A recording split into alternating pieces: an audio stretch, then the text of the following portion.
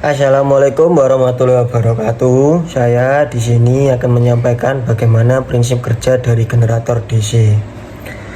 Langsung saja kita akan mulai dengan bagian dasar dari generator DC. Seperti yang kalian lihat pada video, konfigurasi generator DC cukup sederhana. Stator adalah bagian tetap dari generator DC. Stator terdiri dari magnet permanen, dua diantaranya kutub utara dan kutub selatan, yang ditempatkan pas mengelilingi rotor. Fungsi utama stator adalah menyediakan medan magnet yang melaluinya rotor atau kumparan jangka diputar. Lob jangkar utama ditempatkan pada slot inti jangkar. Kumparan jangkar dibentuk dengan menghubungkan beberapa lob secara seri. Belitan jangkar dibentuk dengan menghubungkan beberapa kumparan secara seri. Lob jangkar memotong medan magnet yang menyebabkan gaya gerak elektromagnetik diinduksi di dalamnya. Cincin terpisah seperti yang ada di video.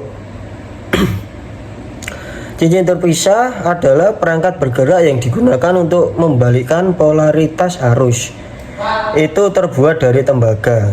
Cincin itu dibagi melalui tengah menjadi dua bagian. Kita harus menggunakan cincin terpisah untuk mencapai satu arah arus. Kuasnya terbuat dari karbon. Ini berbentuk balok persegi panjang. Satu-satunya fungsi sikat karbon generator DC ini adalah untuk mengumpulkan arus dari segmen komutator. Seperti di video di atas adalah terlihat seperti alat galvanometer. Adalah akuator elektromekanis analog yang menghasilkan defleksi putar beberapa jenis petunjuk sebagai respon. Jadi bagaimana cara kerja generator DC? Pertama, kita ingin merubah arah arus berubah. Kita ingin arah arus tetap sama sepanjang waktu. Katakanlah ke arah seperti pada video di atas. Jadi bagaimana kita melakukannya? Sekarang untuk memastikan bahwa arus akan tetap sama, yang kita butuhkan adalah sikat-sikat ini terus-menerus mengubah kontak antara kabel-kabel ini untuk menjadi setiap setengah putaran. Jadi kalau arus mengalir seperti ini, sikat ini harus disambungkan ke kawat sehingga arus mengalir seperti ini dan keluar. Tetapi ketika kumparan berubah, Anda dapat melihat bahwa ketika arah arus berubah, kalau kita ingin menjaga arus tetap searah, kita harus sikat ini agar bersentuhan dengan kawat ini. Dan kemudian ketika kumparan sampai pada posisi ini, lagi-lagi arah arus berubah. Dan sekali lagi kita ingin sikat ini bersentuhan dengan ini. Mungkin untuk setiap putaran kita harus mengganti kontak antara sikat dan kabel. Bagaimana membuat proses ini terjadi secara otomatis? Kita dapat mengotomatiskannya proses dengan menambahkan cincin terpisah. Cincin terpisah seperti namanya adalah cincin yang terbelah di antara keduanya, menghasilkan dua setengah cincin dengan beberapa celah di antaranya. Sekarang mari kita lihat bagaimana cincin terpisah secara otomatis mengubah kontak untuk setiap setengah putaran. Jadi saat ini kuas ini bersentuhan dengan separuh bagian cincin yang terbelah berwarna ungu. Ketika kumparan berputar dan mencapai posisi ini, arah arus berubah. Dan sikat ini sekarang bersentuhan dengan separuh bagian lain dari cincin terbelah. Bisa kita lihat pengaturan ini menyatakan bahwa arus mengalir.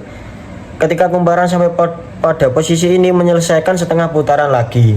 Kalian dapat melihat bahwa kontak ini sekali lagi dengan warna ungu tengah bagian cincin. Dengan cara ini generator DC dibangun di mana arusnya hanya mengalir dalam satu arah melalui rangkaian eksternal. Dan pengaturan ini dengan singkat dan cincin terpisah yang membantu kita mengubah kontak secara otomatis. Kita menyebutnya sebagai komutator. Jadi cincin terpisah bertindak seperti komutator. Hal berikutnya yang harus kita sebutkan yang sangat penting untuk prinsip kerja generator DC adalah bagaimana kita menentukan arah arus, medan magnet, dan gaya. Untuk menentukan semua ini kita harus menggunakan aturan tangan kanan Fleming.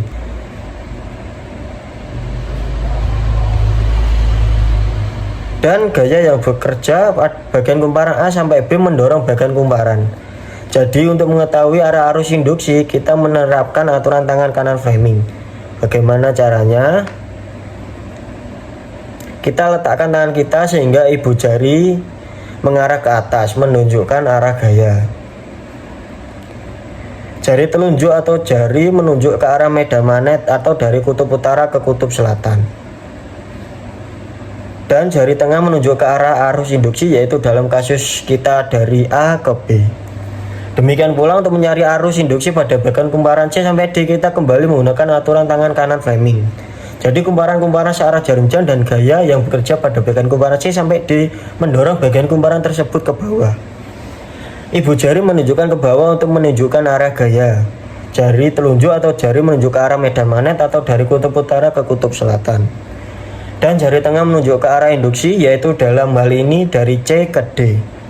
Jadi untuk menyimpulkan arus induksi ikuti alur A, B, C, D kumparan. Seperti video yang telah kalian lihat, efek dari komutator cincin terpisah pada generator DC adalah untuk memastikan bahwa elektromagnetik induksi selalu dalam kondisi satu arah. Kita dapat melihat bahwa grafik ini di mana V mewakili jumlah elektromagnetik induksi dan T mewakili waktu.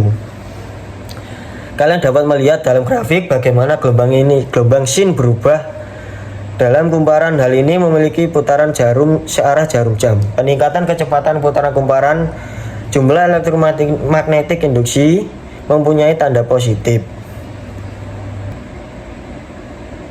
Seperti yang kalian lihat di situ. Contoh bagaimana gelombang sin berubah seiring kecepatan putaran. Ketika kumparan berputar berlawanan arah jarum jam, peningkatan kecepatan putaran kumparan meningkat jumlah elektromagnetik. Dalam hal ini elektromagnetik induksi mempunyai positif.